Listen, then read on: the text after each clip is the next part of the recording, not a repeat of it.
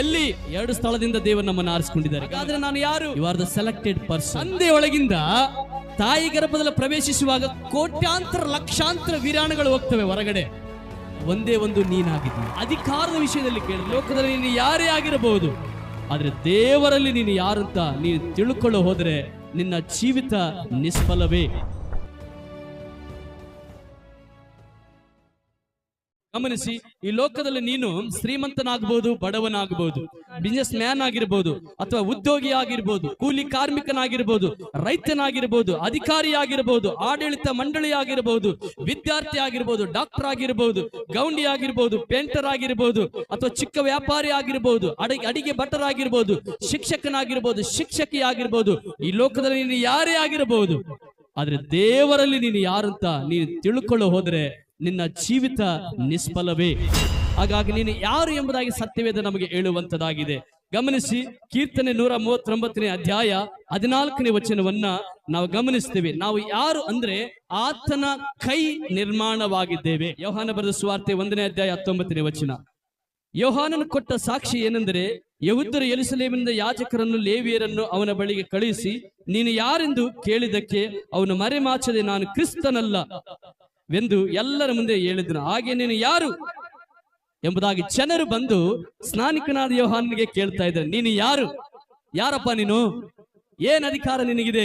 ಯಾವ ಅಧಿಕಾರದಿಂದ ಇದನ್ನು ಮಾಡ್ತಾ ಇದೆಯಾ? ನೀನು ಯಾರು? ನಮಗೆ ಗೊತ್ತಾಗಬೇಕು ಎಂಬುದಾಗಿ ಜನರು ಬಂದು ಸ್ನಾನಿಕನಾದ ಯೋಹಾನನಿಗೆ ಕೇಳ್ತಾ ಇದ್ದಾರೆ. ನಿಮಗೆ ಕೇಳಿದಾರ ಜನ ಬಂದು ನೀನು ಯಾರಂತ ಕೇಳಿದಾರ? ನೀನು ಯಾರು ಎಂಬುದಾಗಿ ಜನರು ಸ್ನಾನಿಕನಾದ ಯೋಹಾನನಿಗೆ ಕೇಳ್ತಾ ಇದ್ದಾರೆ. ಈ ಲೋಕದಲ್ಲಿ ಪ್ರಕಾರ ಅವರು ಕೇಳದೆ ಅಧಿಕಾರದ ವಿಷಯದಲ್ಲಿ ಕೇಳ್ತಾ ಇದ್ದಾರೆ. ಸ್ನಾನಿಕನಾದ ಯೋಹಾನ ದೀಕ್ಷಾ ಸ್ನಾನ ಮಾಡಿಸ್ತಾ ಇದ್ದ, ಅನೇಕರನ್ನ ದೇವರ ರಾಜ್ಯಕ್ಕೆ ತಿರುಗಿಸ್ತಾ ಇದ್ದ, ಅನೇಕರನ್ನ ದೇವರ ಬಳಿಗೆ ನಡೆಸ್ತಾ ಇರುವುದರಿಂದ ದೇವರ ಕೈಯಲ್ಲಿ ಬಲವಾಗಿ ಉಪಯೋಗಿಸಲ್ಪಡ್ತಾ ಇದ್ದಾನೆ. ಆ ಸಮಯದಲ್ಲಿ ಜನರು ಬಂದು ಕೇಳ್ತಾ ಇದ್ದಾರೆ, ನೀನು ಯಾರು? ಸೊ ಮೊದಲನೇದಾಗಿ ನಾವು ನೋಡುತ್ತೇವೆ ನಾನು ಯಾರು ಎಂಬುದಾಗಿ. ನಾನು ದೇವರ ಸೃಷ್ಟಿಯಾಗಿದ್ದೇನೆ. ಲೌಡ್ಲಿ, ಜೋರಾಗಿ ನನ್ನ ಜೊತೆ ಹೇಳೋಣ, ದೇವರ ಸೃಷ್ಟಿಯಾಗಿದ್ದೇನೆ. 139ನೇ ಕೀರ್ತನೆ 14ನೇ ವಚನ. ಆ ವಚನವನ್ನ ಓದೋಣ.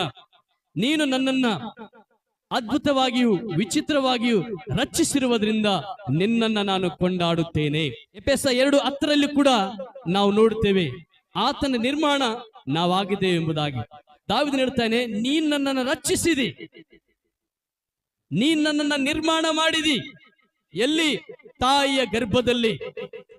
ತಾಯಿ ಗರ್ಭದಲ್ಲಿ ಇರುವಾಗಲೇ ನೀ ನನ್ನನ್ನು ರಚಿಸಿ ನನಗೆ ಅಂಗಗಳನ್ನು ಕೊಟ್ಟು, ನನಗೆ ದೇಹವನ್ನು ಕೊಟ್ಟು, ಸಮಸ್ತವನ್ನು ಕೊಟ್ಟು ನನ್ನ ಮನುಷ್ಯನ ರೂಪವಾಗಿ ನೀನು ಮಾಡಿದಿ ದೇವರೆಂಬುದಾಗಿ ಭಕ್ತನಾದ ದಾವೀದನು 139ನೇ ಕೀರ್ತನೆ 14ನೇ ವಚನದಲ್ಲಿ ಹೇಳ್ತಾ ಇದ್ದೇನೆ, ನೀನು ನನ್ನನ್ನ ರಚಿಸಿದಿ. ನಾವು ನೋಡ್ತೇವೆ, ಒಂದು ಚಿತ್ರವನ್ನು ಬರೆಯುವಾಗ ಹೇಳ್ತೇವೆ, ಈತನ ಚಿತ್ರವನ್ನು ಏನ್ ಮಾಡಿದ್ದಾನೆ? ರಚಿಸಿದ್ದಾನೆ. ನೀನು ನನ್ನನ್ನ ಅದ್ಭುತವಾಗಿಯೂ ವಿಚಿತ್ರವಾಗಿ ರಚಿಸಿರುವುದರಿಂದ ನಿನ್ನನ್ನು ನಾನು ಕೊಂಡಾಡುತ್ತೇನೆ ಎಂಬುದಾಗಿ ಭಕ್ತನು ಹೇಳೋದನ್ನ ನಾವು ನೋಡುವಂತರಾಗಿದ್ದೇವೆ. ಹಾಗಾದ್ರೆ ನಾನು ಯಾರು? ಆತನ ಸೃಷ್ಟಿಯಾಗಿದೆಯಾ? ತನ್ನ ಕೈಗಳಿಂದ ಸೃಷ್ಟಿ ಮಾಡಿದ್ದಾನೆ. ಹಲ್ಲೆಲೂಯಾ. ಫಸ್ಟ್ ಎಲ್ಲಿ ಮಾಡಿದ್ದಾರೆ? ತಾಯಿಯ ಗರ್ಭದಲ್ಲಿರುವಾಗಲೇ. ಯಾರು ಮೊದಲನ್ನು ಸಿದ್ಧ ಮಾಡಿದವರು? ಯಾರು ಕಣ್ಣುಗಳನ್ನು ಸಿದ್ಧ ಮಾಡಿದವರು? ಯಾರಿನ ಕೈಗಳನ್ನು ಸಿದ್ಧ ಮಾಡಿದವರು? ಯಾರಿನ ಅಂಗಾಂಗಗಳನ್ನ, ನರಗಳನ್ನ, ಎಲುಬುಗಳನ್ನು ಸಿದ್ಧ ಮಾಡಿದವನು ಯಾರು? ವಾಕ್ಯವಾಗಿ ಹೇಳುತ್ತದೆ, ನೀನು ನನ್ನನ್ನ ರಚಿಸಿದಿ, ನೀನು ನನ್ನನ್ನ ನಿರ್ಮಾಣ ಮಾಡಿದವನಾಗಿರುವುದರಿಂದ ನಾನು ನಿನ್ನ ಸೃಷ್ಟಿಯಾಗಿದ್ದೇನೆ. ಹಲ್ಲೆಲೂಯಾ. ಪ್ರತಿಯೊಬ್ಬರ ಹೃದಯದಲ್ಲಿ ಬಲವಾದ ಒಂದು ವಿಶ್ವಾಸ ಇರಬೇಕು. ಪ್ರತಿಯೊಬ್ಬರು ಕೂಡ ಯಾವಾಗಲೂ ಕೂಡ ಹೃದಯದ ಒಂದು ಬಡಿತ ಆಗಿರ್ಬೇಕು. ನನ್ನನ್ನ ದೇವರು ಸೃಷ್ಟಿ ಮಾಡಿದ್ದಾನೆ. ನಾನು ತಾಯಿಯ ಗರ್ಭದಲ್ಲಿರುವಾಗಲೇ ಆತನ ಕೈ ನನ್ನನ್ನು ಸೃಷ್ಟಿ ಮಾಡಿದೆ ಎಂಬುವಂತ ವಿಶ್ವಾಸ ಯಾವಾಗಲೂ ನಿನ್ನ ಒಳಗಡೆ ಇರಬೇಕು. ಎಷ್ಟು ಜನ ವಿಶ್ವಾಸ ಮಾಡ್ತಾರೆ? ಹೌದು ಸರ್, ದೇವರು ನನ್ನ ಸೃಷ್ಟಿ ಮಾಡಿದ್ದಾನೆ. ಆಮೇಲೆ ಅದಕ್ಕಾಗಿ ನಾನು ನಿನ್ನ ಏನ್ ಮಾಡ್ತೇನೆ? ಊಟ ಮಾಡಿ ಮನೆಯಲ್ಲೇ ಮಲ್ಕೊಳ್ಳಲ್ಲ. ಅದಕ್ಕಾಗಿ ಬರೀ ಸ್ವಾರ್ಥಿಯಾಗಿ ಹೊಟ್ಟೆಪಾಡಿಗಾಗಿ ನಾನು ಜೀವನ ಮಾಡಲ್ಲ. ನೀನ್ ನನ್ನ ಅದ್ಭುತವಾಗಿ ಸೃಷ್ಟಿ ಮಾಡಿದ್ರಿಂದ, ವಿಚಿತ್ರವಾಗಿ ನೀನನ್ನು ಸೃಷ್ಟಿ ಮಾಡಿದ್ರಿಂದ ನಿನ್ನನ್ನು ನಾನು ಕೊಂಡಾಡುತ್ತೇನೆ. ಸರ್, ಕೈಗಳ ಮೇಲೆ ತಿಳೋಣ, ಕೊಂಡಾಡುತ್ತೇನೆ.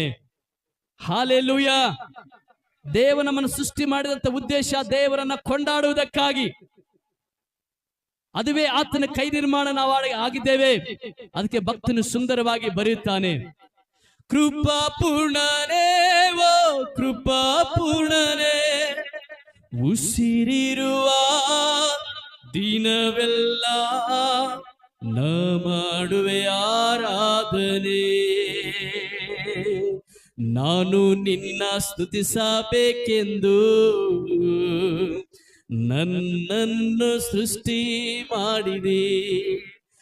ಕರುಣಾಮಯನೇ, ಓ ಕರುಣಾಮಯನೇ, ನನ್ನ ಉಸಿರಿರುವ ದಿನವೆಲ್ಲ ನಾ ಮಾಡುವೆ ಆರಾಧನೆ, ಯೇಸು ನಾ ಮಾಡುವೆ ಆರಾಧನೆ. ದೇವರು ಅದ್ಭುತವಾಗಿ ನಮ್ಮನ್ನು ರಚಿಸಿದ್ದಾನೆ. ನಿನ್ನ ಹಾಗೆ ಇಡೀ ಭೂಮಿ ಮೇಲೆ ಯಾರೂ ಇಲ್ಲ. ನಿನ್ನ ಕೈ ಬೆರಳಿದ್ದಾಗಿ ಭೂಮಿ ಮೇಲೆ ಯಾರ ಬೆರಳು ಇಲ್ಲ.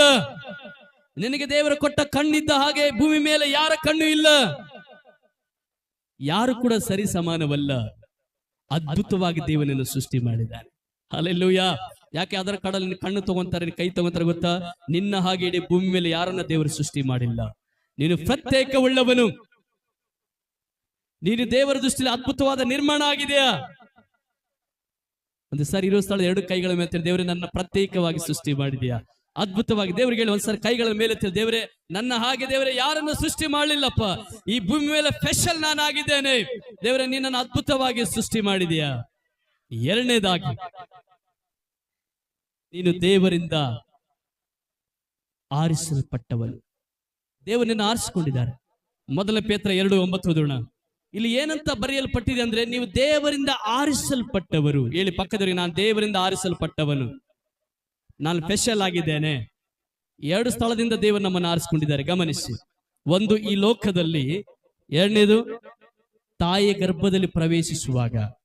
ತಂದೆಯಿಂದ ತಾಯಿ ಗರ್ಭದಲ್ಲಿ ಪ್ರವೇಶ ಮಾಡುವಂತ ವೀರಾಣುಗಳು, ಇದೆಲ್ಲ ಓದಿದವರಿಗೆ ಗೊತ್ತಿರ್ತದೆ. ತಂದೆಯೊಳಗಿಂದ ತಾಯಿ ಗರ್ಭದಲ್ಲಿ ಪ್ರವೇಶಿಸುವಾಗ ಕೋಟ್ಯಾಂತರ ಲಕ್ಷಾಂತರ ವೀರಾಣುಗಳು ಹೋಗ್ತವೆ ಹೊರಗಡೆ. ಅದರಲ್ಲಿ ಒಂದು ಮಾತ್ರ ತಾಯಿ ಗರ್ಭದಲ್ಲಿ ಹೋಗ್ತದೆ, ಒಂದೇ ಒಂದು. ಆ ಒಂದೇ ಒಂದು ನೀನಾಗಿದೀಯಾ? ಆ ಒಂದೇ ಒಂದು ನೀನಾಗಿದೀಯಾ? ಎಷ್ಟೋ ಲಕ್ಷಾಂತರ ಜೀವಿಗಳು ಬಂದವು, ಲಕ್ಷಾಂತರ ವೀರಾಣುಗಳು ಬಂದವು, ಆದ್ರೆ ನೀನೇ ತಾಯಿ ಗರ್ಭದಲ್ಲಿ ಪ್ರವೇಶಿಸಬೇಕಾದ್ರೆ ನಿನ್ನನ್ನ ದೇವರು ಆರಿಸಿಕೊಂಡವನಾಗಿದ್ದಾನೆ. ಕೈ ಎತ್ತಿ ದೇವರಿಗೆ ಸ್ತೋತ್ರ ಹೇಳೋಣ. ಹಲ್ಲೆಲೂಯಾ. ಅದಕ್ಕೆ ತಾಯಿ ಗರ್ಭದಲ್ಲಿ ನಿನ್ನನ್ನು ರೂಪಿಸಿ ಈ ಲೋಕಕ್ಕೆ ಬರ ಮಾಡಿದವನಾಗಿದ್ದಾನೆ. ಆಮೆನ್. ಅದನ್ನೇ ಭಕ್ತರು ಹೇಳ್ತಾನೆ, ನೀನು ರಾಜವಂಶಸ್ಥನು, ದೇವರಿಂದ ಆರಿಸಲ್ಪಟ್ಟಂತ ಮೀಸಲಾದ ಜನವು ನೀವಾಗಿದ್ದೀರಾ. ನೀನ್ ತಿಳ್ಕೊಂಡಿರ್ಬೋದು ನಾನೊಬ್ಬ ಮನುಷ್ಯ ಅಂತ ತಿಳ್ಕೊಂಡಿರ್ಬೋದು. ನೀನು ಮನುಷ್ಯನೇ ನಿಜ, ಆದ್ರೆ ಬರೀ ಮನುಷ್ಯ ನೀನಲ್ಲ, ನೀನು ದೇವರಿಂದ ಆರಿಸಲ್ಪಟ್ಟಿದೆ. ಎರಡನೇದಾಗಿ, ಈ ಲೋಕದಲ್ಲಿ ಕೋಟ್ಯಾಂತರ ಜನರಿದ್ದಾರೆ. ನಮ್ಮ ಕರ್ನಾಟಕದಲ್ಲಿ, ನಮ್ಮ ದೇಶದಲ್ಲಿ, ಇಡೀ ನಮ್ಮ ಪ್ರಪಂಚದಲ್ಲಿ ಕೋಟ್ಯಾಂತರ ಜನರಲ್ಲಿ ನೀನೊಬ್ಬನೇ ಈ ಜಾಗದಲ್ಲಿ ಕೂತ್ಕೊಂಡು ಆರಾಧನೆ ಮಾಡಬೇಕಂದ್ರೆ ಇದು ದೇವರನ್ನ ಆರಿಸಿಕೊಂಡಿದ್ದಾರೆ. ನಿನ್ನ ಊರಿಂದ ನೀನೊಬ್ಬನೇ ಬರಬೇಕು, ನಿನ್ನ ಗಲ್ಲಿಂದ ನಿನ್ನ ಕುಟುಂಬ ಬರಬೇಕು, ಅಥವಾ ನೀನಿರುವ ಜಾಗದಿಂದ ನೀನು ಬರಬೇಕಾದ್ರೆ ಎಷ್ಟೋ ಜನರು ಇದ್ದಾರೆ. ನಿನ್ನ ಮನೆಯಲ್ಲಿ ಎಷ್ಟೋ ಜನರು ಇದ್ದಾರೆ, ನಿನ್ನ ಅಕ್ಕಪಕ್ಕದಲ್ಲಿ ಎಷ್ಟೋ ಜನರು ಇದ್ದಾರೆ, ನಿನ್ನ ಊರಲ್ಲಿ ಎಷ್ಟೋ ಜನರು ಇದ್ದಾರೆ, ನಿನ್ನ ಗಲ್ಲಿಯಲ್ಲಿ ಎಷ್ಟೋ ಜನರು ಇದ್ದಾರೆ. ಆದ್ರೆ ನೀನೇ ಮಾತ್ರ ಯಾಕೆ ಇಲ್ಲಿ ಕೂತಿದೆ ಗೊತ್ತಾ? ನಿನ್ನನ್ನ ದೇವರು ಆರಿಸಿಕೊಂಡಿದ್ದಾರೆ. ಹಲ್ಲೆಲೂಯಾ. ಗಟ್ಟಿಯಾಗಿ ಕೈ ಎತ್ತಿ ದೇವರಿಗೆ ಸ್ತೋತ್ರ. ಹಲ್ಲೆಲೂಯಾ. ನಿನ್ನನ್ನ ದೇವರು ಆರಿಸಿಕೊಂಡಿದ್ದಾರೆ. ಅದಕ್ಕೆ ನೀನು ಈ ಸ್ಥಳದಲ್ಲಿ ಕೂತಿದೀಯಾ. ನೀನು ಸಾಮಾನ್ಯನಲ್ಲ.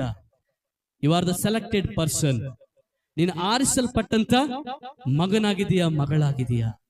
ನೀನ್ ಹೇಳ್ಬೋದು, ಅಯ್ಯೋ ನಾನು ಏನು ಓದಕ್ ಬರಲ್ಲ, ಯಾವ್ದೇನು ಮಾಡಕ್ ಬರಲ್ಲ, ನನಗೆ ಮಾತಾಡಕ್ ಬರಲ್ಲ, ನನಗೆ ಯಾವ್ದು ಜ್ಞಾನ ಇಲ್ಲ ಅಂತ ನೀನ್ ಅಂದ್ಕೊಂಡಿರ್ಬೋದು. ಆದ್ರೆ ದೇವ ವಾಕ್ಯ ಹೇಳ್ತದೆ, ಮಗನೇ ಮಗಳೇ, ತಾಯಿ ಗರ್ಭದಲ್ಲಿ ಪ್ರವೇಶಿಸುವಾಗ ನಿನ್ನ ಆರಿಸಿಕೊಂಡಿದ್ದೇನೆ. ಈ ಲೋಕದಲ್ಲಿ ಎಷ್ಟೋ ಕೋಟ್ಯಾಂತರ ಜನರ ಮಧ್ಯದಲ್ಲಿ ನಿನ್ನನ್ನ ನಾನು ನನ್ನ ಮಗನಾಗಿ, ನನ್ನ ಮಗಳಾಗಿ ನಿನ್ನನ್ನ ಆರಿಸಿಕೊಂಡಿದ್ದೇನೆ.